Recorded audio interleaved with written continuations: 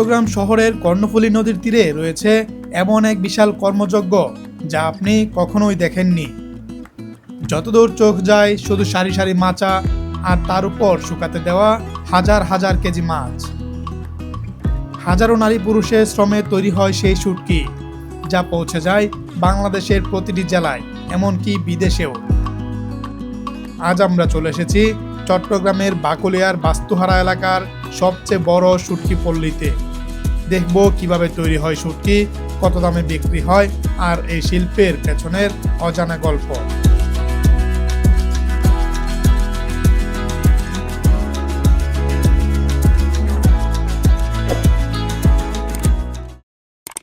চট্টগ্রামের বাস্তুহারা এলাকার কর্ণফুলী নদীর তীরে ৯৮ একরের বিশাল শুটকি পল্লীতে ১২০টি মাচাং উৎপাদিত হচ্ছে বিপুল পরিমাণ শুটকি।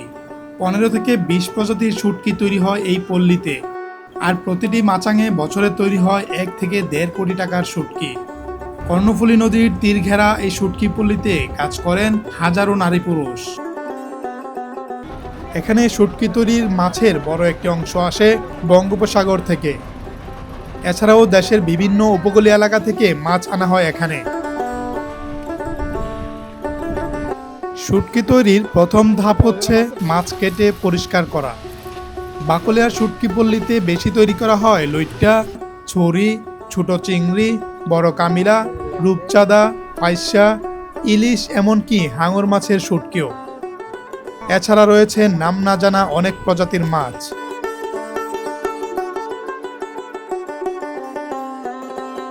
হাঙর মাছের শুটকি মূলত বিদেশে রপ্তানি করা হয়। এটা হচ্ছে শুটকি বানায় পরে বাইরে যাবে। এছাড়া পার্বত্য অঞ্চলের পাহাড়িদের মধ্যে হাঙর ও পাতা মাছের শুটকি বেশ জনপ্রিয়। এখানে সবচেয়ে বেশি উৎপাদিত হয় কামিলা মাছের শুটকি। কামিলা মাছ তুলনামূলক দামে কম আর আকারে বড় হওয়ায় এই মাছের শুটকি তৈরি তুলনামূলক সাশ্রয়ী ও কম পরিশ্রমের।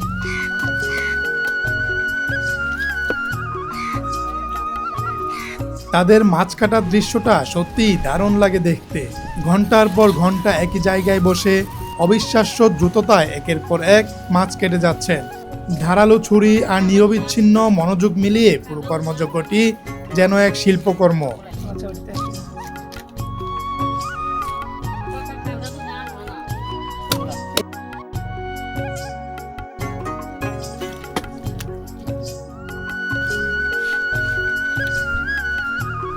তাদের হাতের গতি আর কাজের নিখুঁত সমন্বয় দেখলে বোঝা যায় এই কাজের সঙ্গে তারা বছরের পর বছর জড়িয়ে আছেন।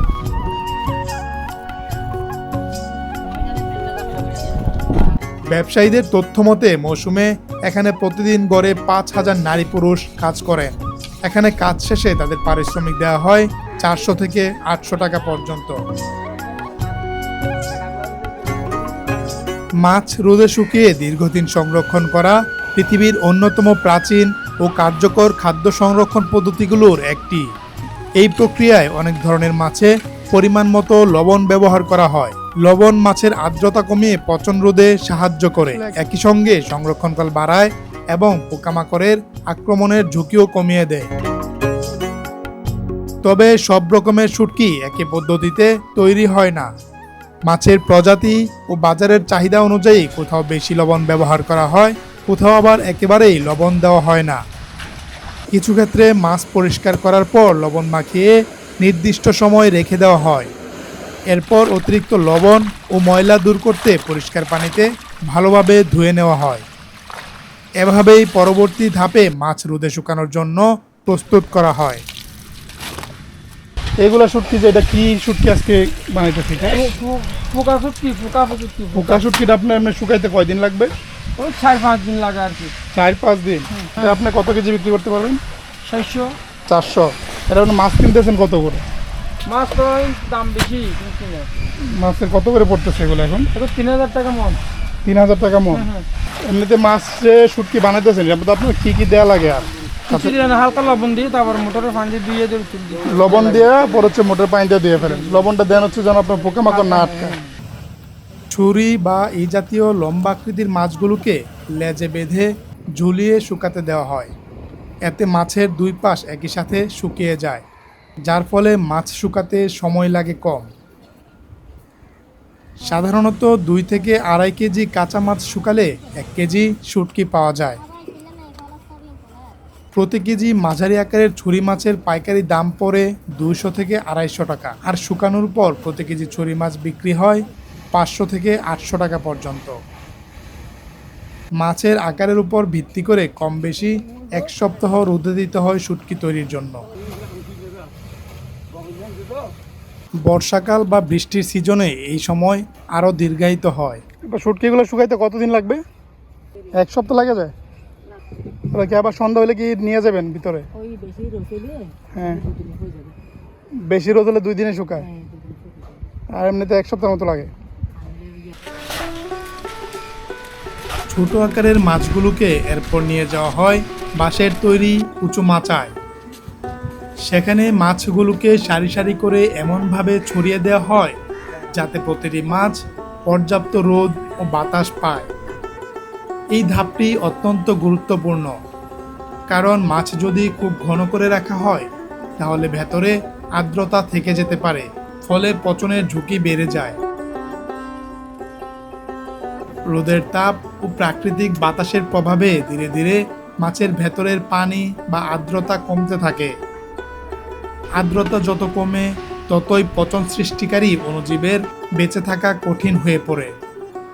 মাছ শুকাতে কত সময় লাগবে তা নির্ভর করে মাছের প্রজাতি, আকার, রোদের তীব্রতা, বাতাস আর আবহাওয়ার উপর। এটা কি মাছ বলছেন যে? এটা ফুটকা মাছ। ফুটকা মাছ না? এটা আপনার শুটকি হইতে কয়দিন লাগবে? শুটকি হইতে 4-5 দিন লাগবে, এখন বৃষ্টির কাল সেজন্য। 4-5 দিন না? আজকে মোটামুটি রোদ আছে ভালোই। আজকের মতো যদি 3 দিন থাকে এগুলো শুকায় যাবে 3 দিনের মধ্যে। 3 দিনে শুকায় যাবে না? যদি রোদ না থাকে 4-5 দিন।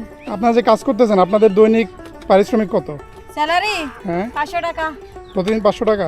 জি, আগে 500 ছিল না, আজকে 2 দিন ধরে দিতেছে যে 500 টাকা। আগে কত ছিল? আগে 400। এখানে কিন্তু সকাল থেকে সন্ধ্যা পর্যন্ত হচ্ছে ওনারা কাজ করে পারিশ্রমিক পান, কখনো 400 টাকা, কখনো 500 টাকা এরকম। এটা হচ্ছে কামিলা মাছের ভেতরের যে ফুটকা বা বেলুনটা আর কি, এটাও কিন্তু ফেলনা নয়, এটা শুকিয়ে হচ্ছে ভালো দামে বিক্রি করা হয়। কেউ কেউ নাকি এটা আবার চীনেও রপ্তানি করেন।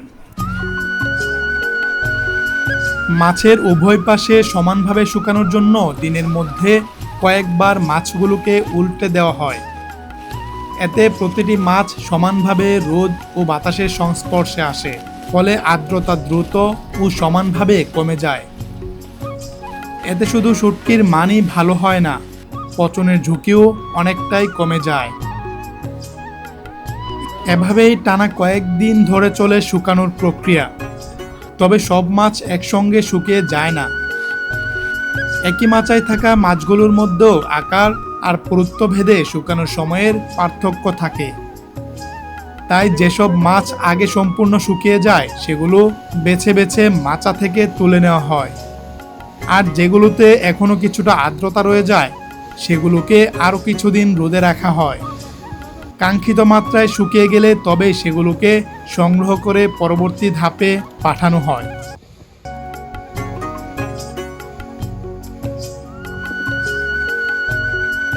শুকানোর প্রক্রিয়া শেষে শুটকিগুলোকে মাছের আকার, কালার ও গুণমান অনুযায়ী আলাদা করে বিভিন্ন গ্রেডে ভাগ করা হয়। এরপর সেগুলোকে প্যাকেট বা বস্তায় ভরে পাঠানো হয় বাজারে বিক্রির উদ্দেশ্যে।